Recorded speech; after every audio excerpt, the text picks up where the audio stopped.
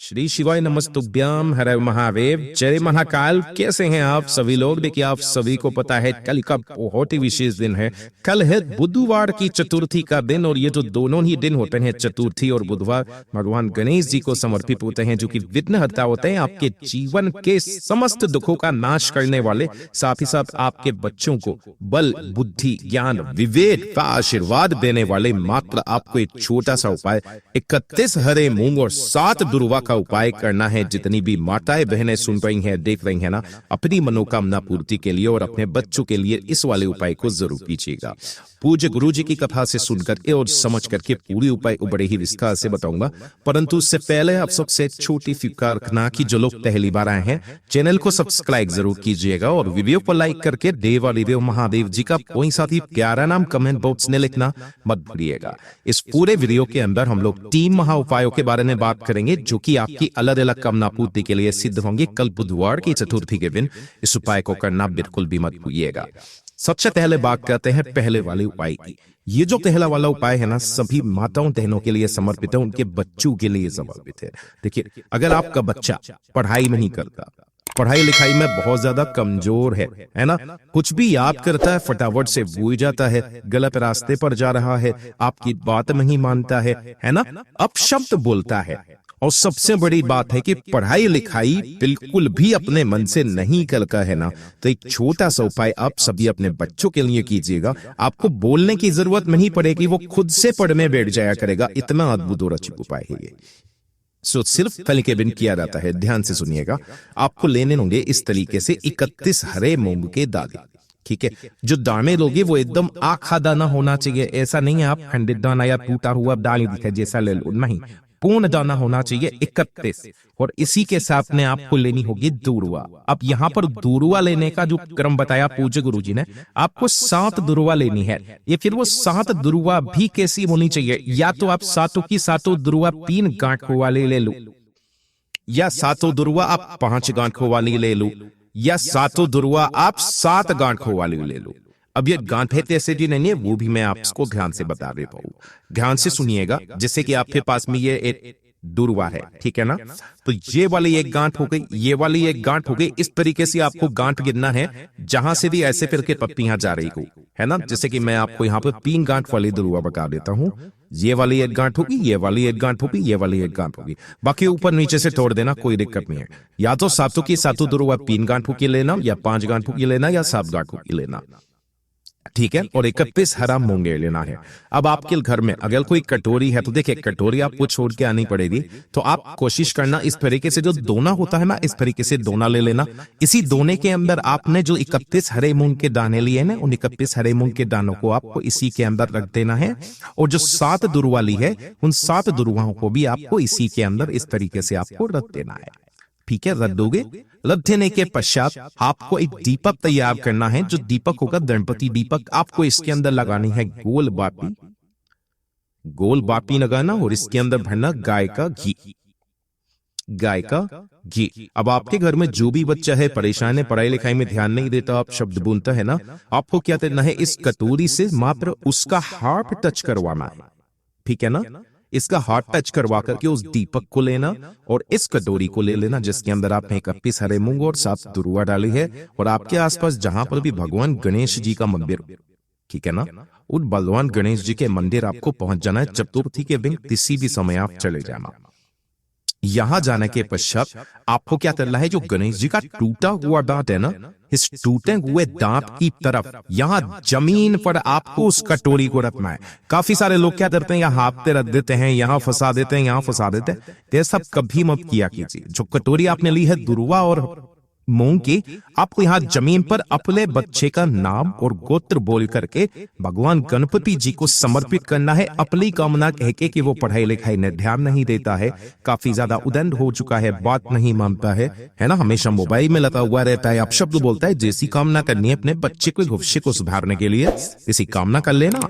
और एक दीपक अपने बच्चे के नाम से कि आप उनका ख्याल रखें, पढ़ाई लिखाई में अच्छे से ध्यान दे, ऐसी मेरी कामना है। जिसके लिए मैं आपके सामने ये दीपक जला रहा हूं, इस तरीके से दीपक प्रज्वलित कर देना।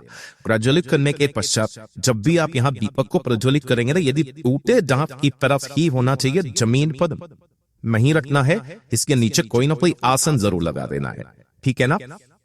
ये करने के पश्चात गणपति जी पर जो भी फूल समर्पित है ना, आपको एक फूल वहां से उठा करके लेकर के आना है और गणपति जी के सीधे लाइव हैंड से टच करवा करके, ध्यान रखना, लाइव हैंड से आपको टच करवा करके अपने बच्चे को इस फूल को 3 बार सुंघा देना है। 3 बार सुंघाना, कैसे भी करके आपको इस फूल को 3 बार सुंघाना है और सुंघाने के पश्चात इस फूल को आपको किसी भी वृक्ष के नीचे आपको डाल देना है।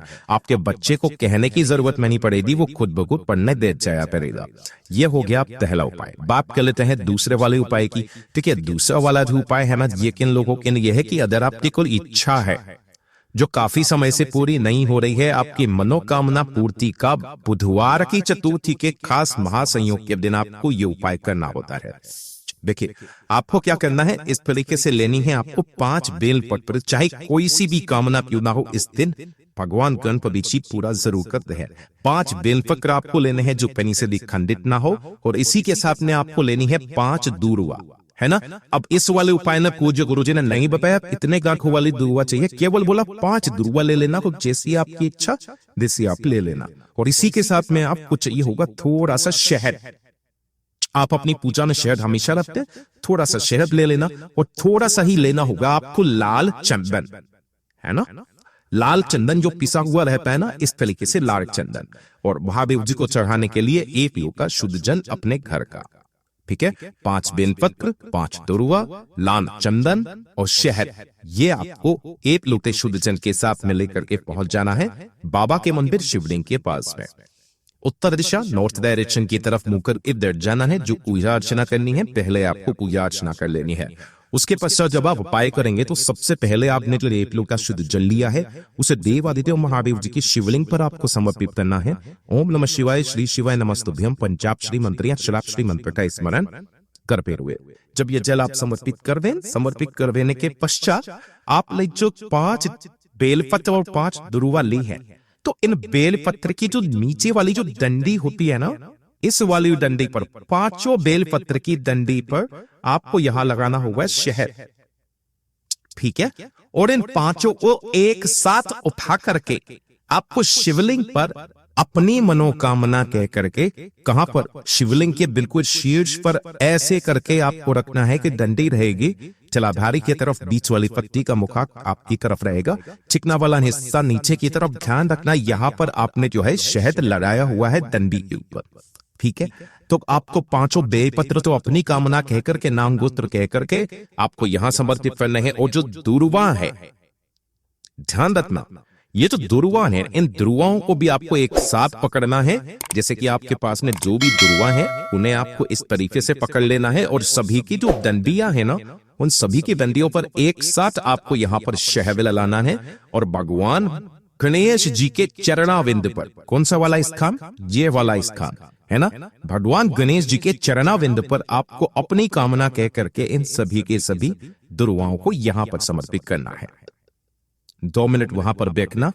उसके पश्चात अपने हाथ की अनामिका उंगली से लाल चंदन को डुबोना, और लाल चंदन पर डुबोने के पश्चात अपनी कामना कहते हुए माता अशोक सुंदरी के ऊपर 7 बिंदी लाल चंदन की लगाकर वापस घर की तरफ चले आ जाना। आप जिस कामना से करोगे, आपकी वो कामना निश्चित पूरी होगी। गुरुदेव ने कहा ज्यादा से ज्यादा साथ दें, आपकी वो कामना पूरी जरूर होगी। पूज्य गुरु जी का बहुत ही अद्भुत उपाय है, जरूर कीजिएगा। अब बात कर लेते हैं तीसरे वाले उपाय की। ये जो तीसरा वाला उपाय है ना, ये आप सभी लोगों के लिए बहुत ही ज्यादा खास होने वाला है। परिवार में एक तो शारीरिक कष्ट और एक मानसिक कष्ट, ये दोनों के दोनों बने रहते हैं। पहला हो गया शारीरिक कष्ट, दूसरा हो गया मानसिक कष्ट। और ये वाला जो उपाय है ना, इस चतुर्थी के दिन शारीरिक और मानसिक दोनों कष्टों को दूर करता है। इतना अद्भुत उपाय है ये। पूज्य गुरु जी की जो कथा चल रही थी, श्री काशी शिव महापुराण कथा, उसके अंदर पूज्य गुरु जी ने इस वाले उपाय को बताया था। देखिए, आपको क्या करना है कि अगर आपको अपने जीवन से शारीरिक और मानसिक दोनों कष्टों को दूर करना है, तो आपको सिर्फ हफ्ते में 1 दिन, हफ्ते में एक दिन इस वाले उपाय को करना है। किसी भी सोमवार के दिन, प्रदोष, शिवरात्रि, गुरुवार, बुधवार, जब भी आप चले जाइएगा। कितनी बेलपत्र लेनी है? 5 बेलपत्र आपको लेनी है और 1 लोटा शुद्ध जल। जो बेलपत्र लोगे वो कहीं से भी खंडित, टूटी फूटी नहीं होनी चाहिए। 1 लोटा शुद्ध जल, और इसे लेकर के पहुंच जाना बाबा के मंदिर शिवलिंग के पास में। किस समय जाओगे? किसी भी समय। उत्तर दिशा, नॉर्थ डायरेक्शन की तरफ मुंह करके खड़े हो जाना। ठीक है। सबसे पहले आपको करना क्या है, जो आपने 5 बेलपत्र लिए हैं ना, उन 5 बेलपत्रों को अपना नाम और गोत्र बोल करके महादेव जी की शिवलिंग पर ऐसे समर्पित करना है कि सबकी जो डंडियां रहेगी ना, वो अलग अलग दिशा में होनी चाहिए। ठीक है। सभी की डंडियां आपकी अलग अलग दिशा में होनी चाहिए। 1 लोटा शुद्ध जल अपने दोनों हाथों में लेना और अपने शारीरिक और मानसिक कष्टों को दूर कर की कामना करते हुए अवधूतेश्वर महादेव जी के नाम से समर्पित करना। अवधूतेश्वर महादेव जी के नाम से समर्पित कर देना। समर्पित कर देने के पश्चात बाबा से विनती करके, कामना करके इन 5 बेलपत्रों को यहां से उठाना और उठा करके अपने साथ अपने घर पर लेकर के आ जाना। उसी दिन के बाद से जब भी आप सुबह उठोगे तो उठने से पहले ना तो आपको कोई जल पीना है, ना कुछ करना है। सबसे पहले 1 बेलपत्र 1 दिन की आपको सुबह उठते ही खा लेना है। पहले दिन खाओगे, फिर दूसरे दिन खाओगे, फिर तीसरे दिन खाओगे। ऐसे लगातार 5 दिन 1-1 बेलपत्र आपको खा लेना है। धीरे धीरे करके आपके शारीरिक और मानसिक कष्ट दूर होने लगेंगे। एक बार करके देखिएगा, अगला वाला जो उपाय होगा ना, आप अपने आप से स्वतः ही करेंगे। पूज्य गुरु जी के सभी उपाय बहुत ही ज्यादा खास और विशेष से जरूर कीजिएगा। वीडियो पसंद आए तो लाइक जरूर करना, साथ ही साथ चैनल को सब्सक्राइब जरूर कीजिएगा।